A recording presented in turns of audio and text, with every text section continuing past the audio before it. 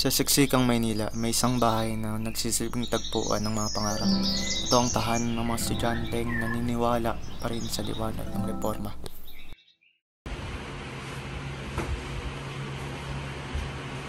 Basilio. Ang akademya, Basilio. Higit pa sa Kastila. Ito ay pagkilala sa ating kayaan. Sa karunungan nagmumula ang ating kalayaan. Sana. Ngunit ang mga praile ay mahirap kalabanin. Mga punyeta! Huwag nga kayong mag-alala. Basta't maganda ang ating koneksyon. Tiyak na papasayan.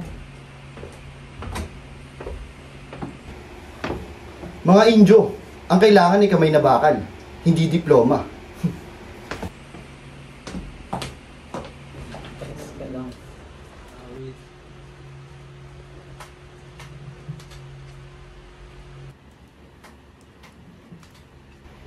Ang liwanag na inasam nyo ay parang hangin. Walang magagawa ang salitan laban sa bakal. Ang inyong mga aklat ay alabok lang. Karasahan ay puot, hindi solusyon. Ang pag-ibig ng bayan ay Ang dapat karasan ang tanging wika na naiintindihan ng inyong kaaway. Ang liwanag na inasam nyo ay dapat maging apoy na susunog sa lahat ng kasamaan.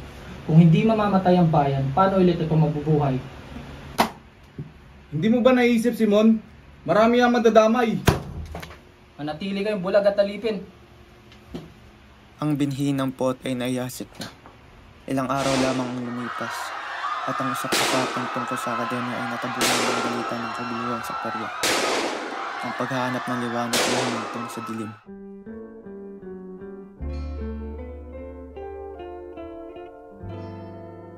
Hindi kita malimo, alaala kita. Hindi kita malimo, minamahal kita. Isinusumpa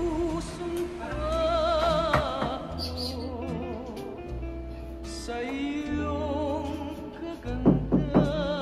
Magandang hapon, Ginoong Basilio. Oh, Simon, ano ang iyong pakay?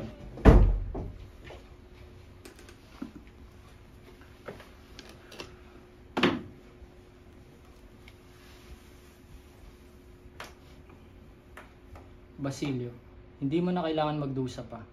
Nakita mo yung gulo kagabi. Ang mga inosente dinakip. Iyan ang pagpapabaya. Sumama ka na saan? Hindi ako sasama sa iyo, Simon. Ang iyong plano ay puot lamang. Ang paghihiganti ay magdudulot lamang ng maraming pagdurusa. Ang buhay ni Kapitan Tiago ay tulad ng kanyang opyo.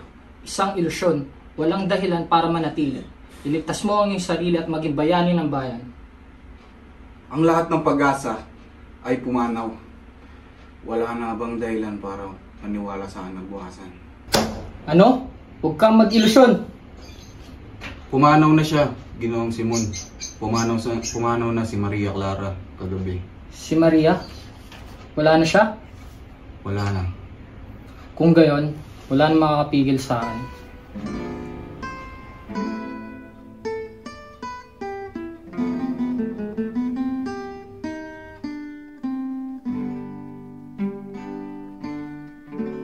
Awit ko'y dinggin, bintana mo'y buksan, pati bituin, tila naghihintay. Kailan ba mutya aking matatanaw ang pag-asang dulot ng iyong kagandahan. Ang tanging araw nang kita'y magkita sa aking puso'y naging alaala. Ang pagpanaw ni Maria Clara ang nagbigay dahil sa huling poot ni Simon. Ang idealismo ng nakaraan ay tuluyan ng